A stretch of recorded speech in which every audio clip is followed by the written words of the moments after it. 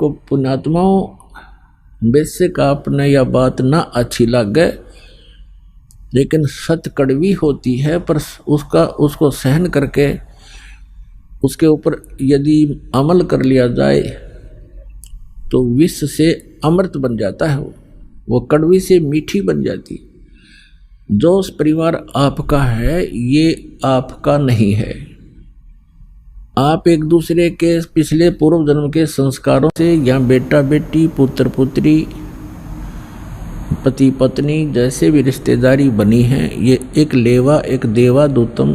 जैसे सुखदेव ऋषि ने अपने पिता व्यास जी से कहा था, गर्भ से निकलकर चलते चलते गर्भ से बाहर आते ही अपनी माँ के गर्भ से 12 वर्ष की आयु में 12 वर्ष तक माँ के गर्भ में रहा था।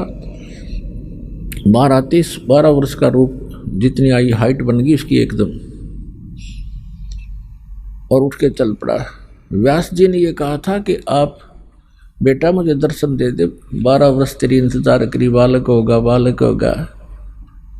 तो उसने कहा था कि ऋषि जी ना जाने कितनी बार तू मेरा बाप बन लिया, ना जाने कितनी बार मैं तेरा बाप बन लिया। ये तो बुरा झंझट है। अब क्या मुझे इस बीमारी ने इस रोग को कटवाने दे, मैं देखूं नहीं आपके और आप में मेरी ममता बन जा, मैं नहीं देखूंगा। और कहा, एक लेवा एक देवा दूतम, कोई किसी का पिता नहीं पुतम, ऋण संबंध जुड़ा एक ठाठा, अंश में सब 12 बाटा। आज आपकी मृत्यु होगी वृद्ध होकर, आप मानो नाइजीरिया में जन्म ले लोगे, फिर पुत्र की मृत्यु होगी वो मानो अफ्रीका में जन्म ले, क्योंकि संस्कारवश जन्म लेगा, आगे थोड़े इकट्ठे हो सकते हो। और ये जो साधना आपको बताई जाती है सत्य भक्ति, इससे आप पूरे परिवार जो आज दीक्षा ले लेगा, क्योंकि ममता तो आपकी में रहेगी थोड़ी बहुत, लेकिन आप में एक आस्था और प्रबल हो जाएगी इस ज्ञान के आधार से कि हम वहाँ जाएंगे सतलोक में, और इनको हमने भक्ति पर लगा दिया, ये भी वहीं आ जाएंगे अपना समय पूरा करके, तो हम फिर वहीं ऐसे इकट्ठे हो जाएंगे, क्योंकि ये सत्य है और ये ज्ञान आपके हृदय में समाया रहेगा। इनमें अगर आस्था भी रहेगी तो आप यहाँ रहना नहीं चाहोगे। उसको आस्था का अर्थ होता है उसके अंदर वापस आकर यही इनके पास रहने की आस्था अगर आपकी रहेगी तो फिर पार नहीं हो सकोगे। इस ज्ञान के आधार से आज आपके हृदय में ये समा जाएगा कि ये लोग ठीक नहीं है, हे भगवान फिर जन्म ना देना, हे परमात्मा हमारा भी जन्म फिर ना देना।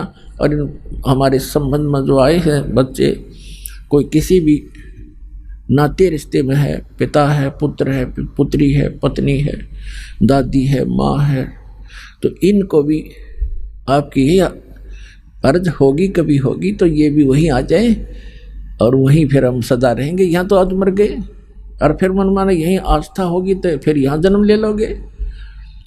ये जन्म मरण का रोग ऐसे कटेगा जो अब दास उतारा।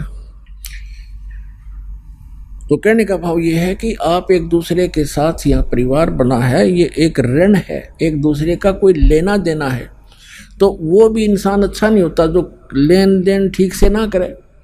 आपको ये पता लग गया कि ये इनका हमें आपस में कुछ लेना देना है, इसलिए हमारे साथ है, तो वो इंसान भी निकम्मा होता है जो अपने लेन देन को ठीक से ना सुलझावे, वो भी अच्छा नागरिक नहीं होता।